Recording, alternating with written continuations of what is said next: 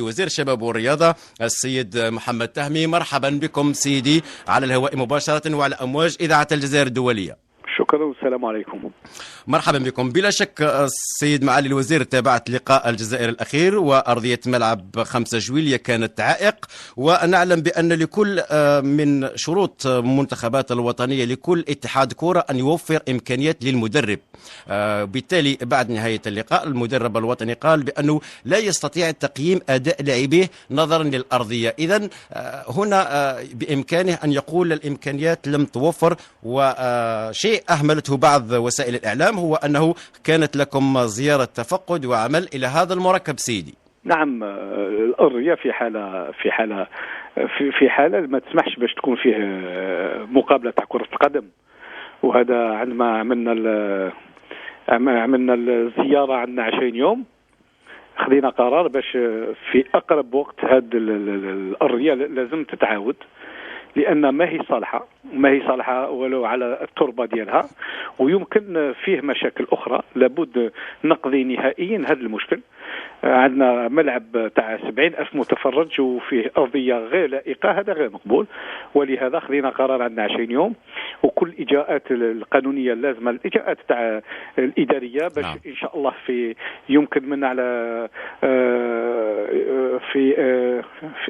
عند قبل ما يخلص الموسم كل شيء يكون جاهز باش نعاود الأرضية في مهلة ما لازمش تفوت 2-3 شهور، باش ما نعاودش نغلق الملعب كما غلقناه عندنا 6 سنين، سنة ونص. لازم ناخذ كل الإجراءات اللازمة، ولابد أن تكون أرضية في المستوى باش نقدر نطلب من الرياضيين باش يكون عندهم مستوى لائق في الملعب. السيد معالي الوزير، المتتبع لشأن ملعب 5 جويلية الأولمبي هو منذ سنة 2000 هذه الأرضية، منذ مهرجان العالمي للشباب والطلبة وحفل الافتتاح الذي شهده هذا الملعب. في كل سنة سنتين تعاد الأرضية، ولكن بنفس السيناريو. في كل مرة يخلق مشاكل للمنتخب الوطني، أين يستقبل، أين، هل في الجزائر، في العاصمة، في عنابة، في إلى غير ذلك، خاصة وأنه مقبل على مباريات في كأس العالم بحاجة إلى جماهير كبيرة. هل في حديث أو مباحثات مع رئيس اتحاد الكرة بهذا الشأن؟ نعم، المشكل يهم اولا الاتحاديه الجزائريه لكره القدم اللي هي تستعمل هذا الملعب، وكان كل خطره نحاول نصيبوا حلول جزئيه. لابد نعاود نشوف بعين الاعتبار هذا الملعب، نعاود نشوف كل الامكانيات اللازمه باش نصيب الحل النهائي، وما نزيدش نتكلم على الارضيه. ولهذا لابد الإجراءات تمشي في هذه الأشهر المقبلة إن شاء الله باش نصيبوا الحلول النهائية. مستحيل، نعاود نقولها مستحيل باش نقعدوا في هذه الحالة نتاع نسقم الملعب نلعب مقابلة ومن بعد عندما يكون مطر نقولوا المطر لا، المطر ما يكون الثلج، لابد الأرضية تكون في حالة جيدة. سيد معالي الوزير، تبعت أرضية ملعب 5 جويلية وتبعت كذلك أرضية ملعب سيدي موسى الموجودة على أعلى مستوى.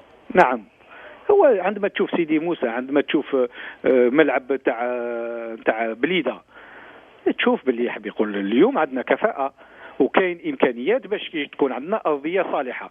ولهذا نعاود نقول غير مقبول باش نتكلم اليوم على أرضية غير صالحة في 5 جويلية. لابد الإجراءات اللازمة تبدا باش نحل نهائيا، والمسؤوليات. اذا السيد معالي الوزير، السيد تهمي، اذا الصرامه تبدا من الان بشان هذه الارضيه. لا، الصرامه بدات عندما شفنا عندنا 20 يوم حلينا الملف. نعم. والملف مفتوح باش ناخذوا كل اجراءات لازمه. تعرف باللي باش نعاود لابد نجيب الاموال اولا، ثانيا لابد نشوف التقارير التقنيه اللي كانت موجوده، نشوف لها كيفيه، اذا كانت غير كافيه لازم نعمل تقرير جديد، ونشوفوا الشركات اللي عندها القدرات. وحنا ان شاء الله تكون فيها شركات وطنيه اللي عندها قدرات، لان عندما نشوف سيدي موسى ونشوف بليده الأرضية على مستوى لا بأس به. عندما نشوف ملعب قسنطينة نفس الشيء، ولهذا لابد المشكل ماهوش في 5 جويلية، لابد نفريو المشكل تاع 5 جويلية ونفريو نهائيا هذا المشكل تاع العشب الطبيعي على المستوى الوطني. اليوم لابد تكون عندنا تكون صيانه ويكون عندنا ملاعب في المستوى المطلوب باش نكونوا في مستوى النخبه. لكن اذا كان معالي الوزير نبحث عن يعني ارضيه من المستوى العالي تسمح لكل المنتخبات يعني باللعب ومواجهه المنتخب الوطني مهما كانت الظروف الجويه والطبيعيه، ارضيه ملعب سيدي موسى هي من تقنيه شركه برتغاليه، هل ستحال هذه المهمه لهذه الشركه مثلا؟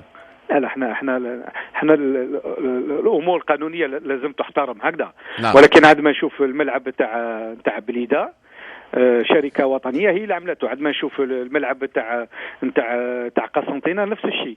ولكن احنا نشوفوا كل التقنيات الموجوده الحاليه نستعملها باش نقضي نهائيا على هذه الحاله تاع الملاعب في الجزائر. اليوم ما لازمش نقول باللي الجو ولا المناخ تاعنا ما يليقش، لابد نفري نهائيا هذا المشكل تاع العشب الطبيعي. هو لابد نشوف لو دريناج، نشوف التربه، نشوف كيف نداوي هذا العشب. لازم له صيانه بناس عندهم احترافيه، ماشي نخليه ونستنى المقابله باش نعاود. ولهذا لابد اذا معالي الوزير سياسه الترقيع انتهت. لا، ما احنا المشكل هذا ان شاء الله نصيبوا الحلول النهائيه. ما نقدرش نتكلم على رياده النخبه بالترقيع، ولكن بسياسه واضحه. ولابد ما نزيدش نتكلم على ارضيه الملعب. شيء طبيعي باش تكون رياضه تاع النخبه. نتكلم على رياضه النخبه، احنا مازال نتكلم على العشب الطبيعي ولي سوليسيون بروفيزوار. ولهذا لابد هذا الملف نطويوه ان شاء الله في الايام المقبله وننهيو عليه نهائيا ان شاء الله. نعم، نغتنم الفرصه سيد معالي الوزير، بلا شك في الاونه الاخيره كانت لك لقاءات مع رئيس اتحاد الكره ورئيس الرابطه. هنا نفتح ملف الاحتراف في كره القدم، هل من اشياء او من قرارات او من بعد المشاورات امور تعزز هذه المنظومه الاحترافيه في بلادنا؟ ان شاء الله كاين امور تعزز، وان شاء الله في الايام المقبله ان شاء الله ولا الاسابيع المقبله تكون فيها قرارات باش ندعم طريق نحو الاحتراف الحقيقي ان شاء الله. معالي الوزير، هل تريد ان تضيف شيئا؟ لا، اولا انا كنت في الملعب، واحنا كمسؤولين تاسفنا لان ما شفناش مقابله. واش تقول على هذاك المتفرج اللي جا وكان تحت الامطار واللي يمكن جا ومشى مئات الكيلومتر باش يشوف الفريق الوطني؟ وهذا الشيء هذا احنا ماذا بينا كل مسؤول على هذه الحاله حاب يقول يتحمل مسؤوليته، ونكونوا ان شاء الله باش الملف هذا نحلوه، ماشي باش نطويوه ولكن نحلوه باش نصيبوا الحلول. وكل من اللي ما كانش في المستوى ان شاء الله يتحمل مسؤوليته. من حسن الحظ انه المنتخب البوسني انهى المباراه. لا، هو هذو فرق محترفه مهما كان الملعب، لان عندما نشوف الملعب كان صعيب على الفريقين وينهي المقابله لان حاله صعيبه صح. ولكن انا ما نظنش باللي كانت فكره تاع ما ينهيش المباراه. نعم، السيد محمد تامي معالي وزير الشباب والرياضه، نشكرك جزيل الشكر على تلبيتك دعوه هجوم معاكس لإذاعة الجزائر الدولية. شكرا، والله يعاونكم، الله يسلمك. بارك الله فيك، شكرا. إذا مستمعينا، الحديث عن الأرضية انتهى، والحديث سيكون عن المنتخب، ولكن